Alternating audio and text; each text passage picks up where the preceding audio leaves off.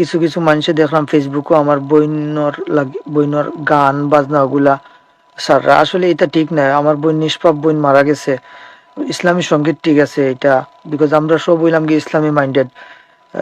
ইসলামী সঙ্গীত ঠিক আছে, বাট মুনতাহারে নিয়ে যে গান বাজনা করা এগুলা ঠিক নাই ভাই।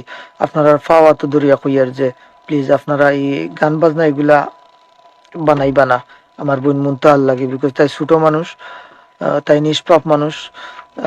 মুনতাহার শুভাকাঙ্ক্ষীরও কষ্ট দিবা না, আর মুনতাহারে কষ্ট দিবা না প্লিজ।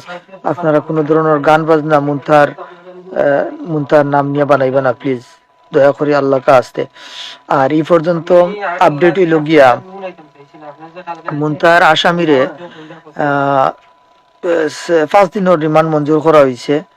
তো আপাতত তারা রিমান্ড চলে, এখনো কোনো আপডেট পাওয়া গেছে না। ইনশাল্লাহ যদি কোনো আপডেট পাই, ইনশাল্লাহ আপডেট পাইলে আমি আপনারা জানাইবো ইনশাল্লাহ। আর আমার বোনের লাগি দোয়া করবা, আমার ফ্যামিলি লাগি দোয়া করবা।